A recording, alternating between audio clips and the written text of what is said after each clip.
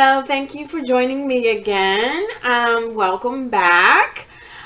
Today's book review is called Jewel of the Nile by Tessa Afshar. I think I pronounced that right. If I didn't, I do apologize.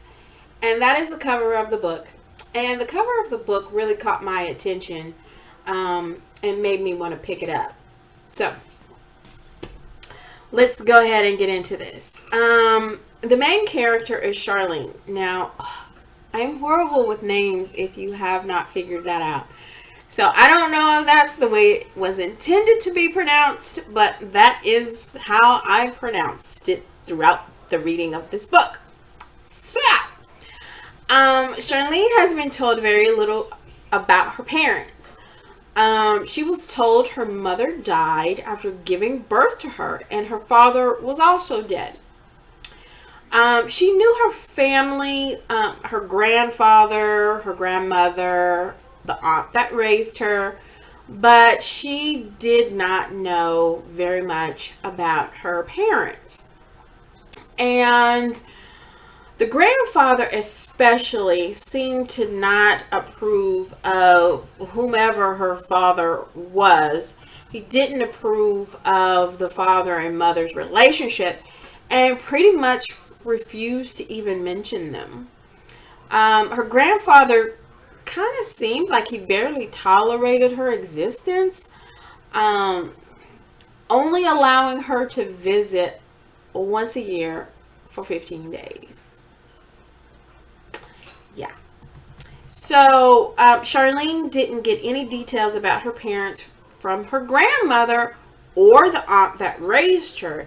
And it kind of seemed like the grandmother and the aunt, and really Chariline, were under the grandfather's control. It was kind of like whatever he said was the rule. And so she really couldn't get information out of the aunt or the grandmother because it seemed like they were afraid of the grandfather. The grandfather, he held a pretty powerful position in government. He didn't seem like a kind man at all.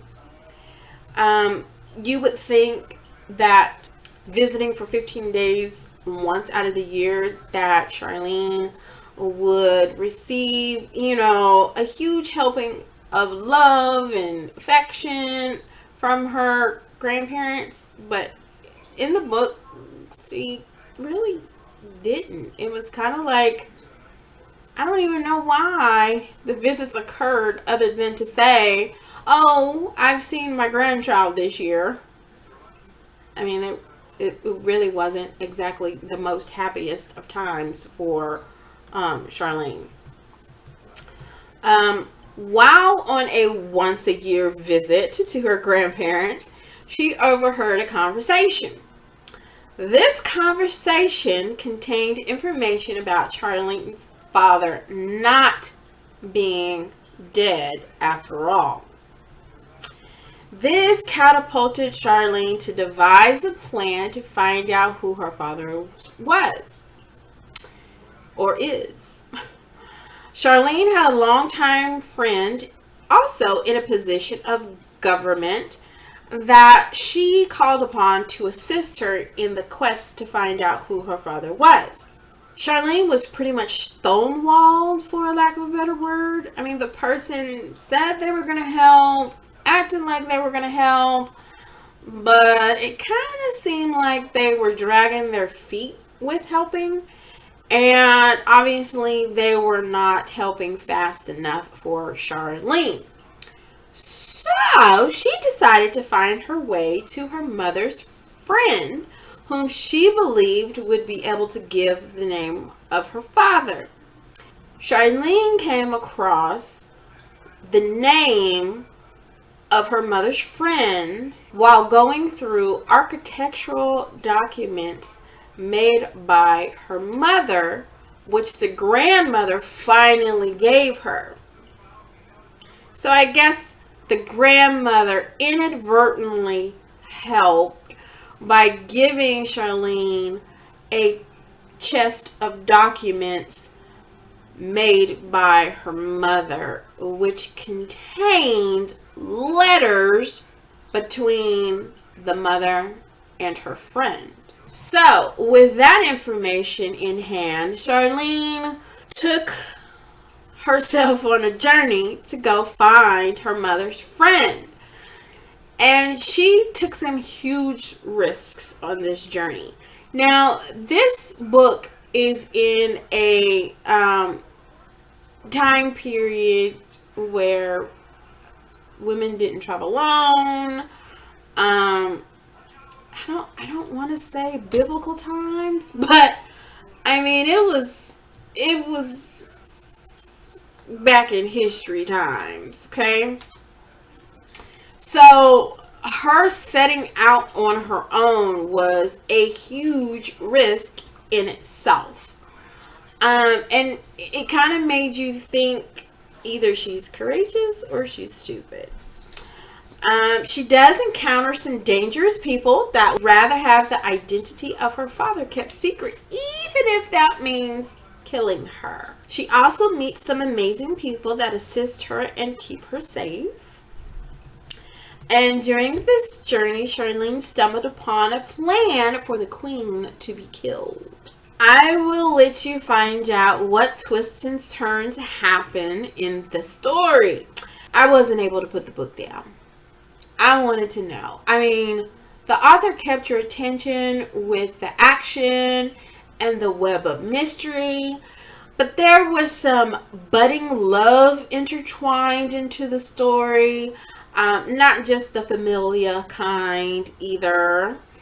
There was some unraveling of family past and how it affected the characters in the story.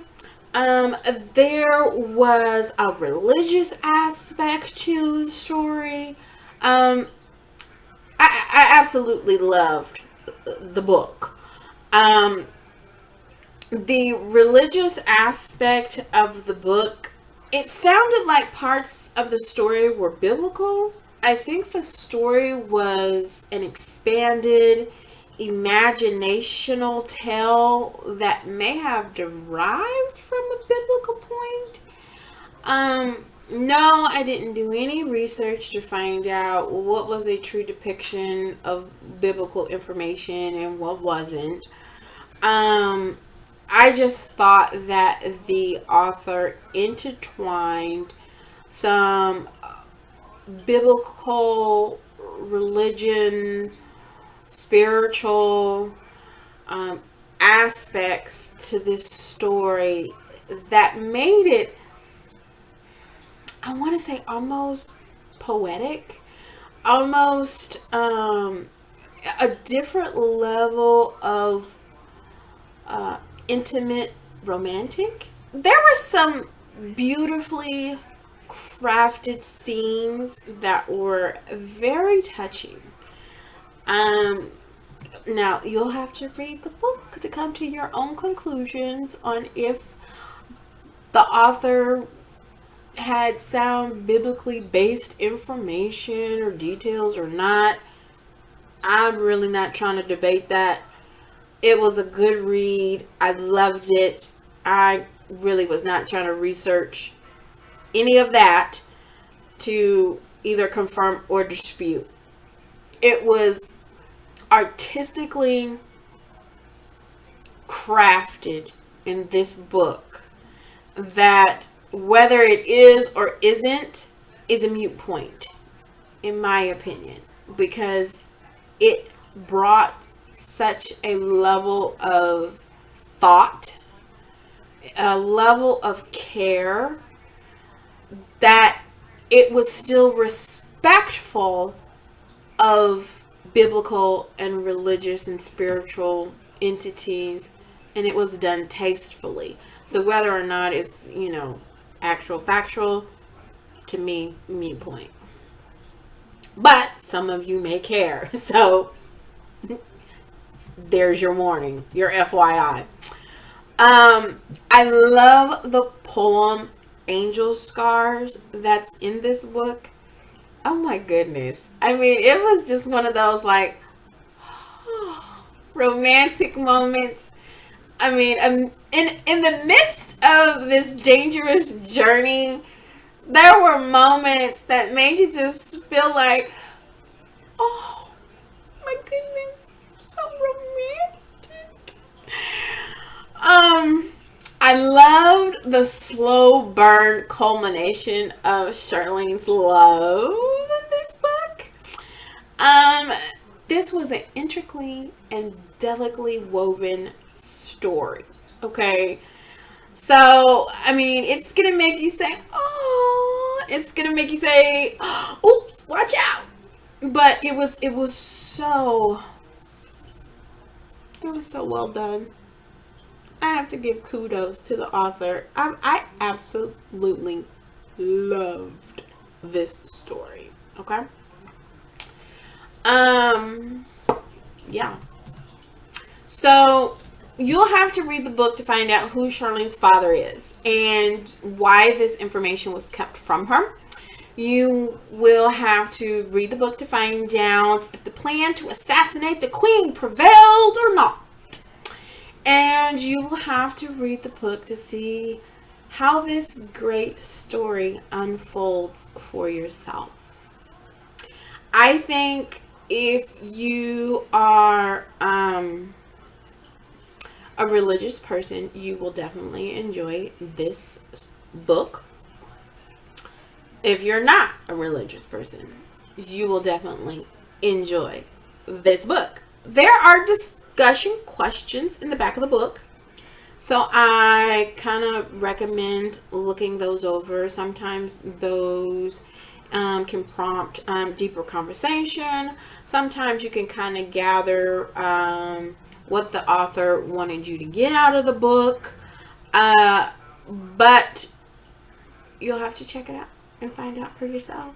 If you couldn't tell, I highly recommend this book, and I give it 5 out of 5. So subscribe, click like, share. If you've read the book, comment your thoughts. And until next time, keep turning the pages, my book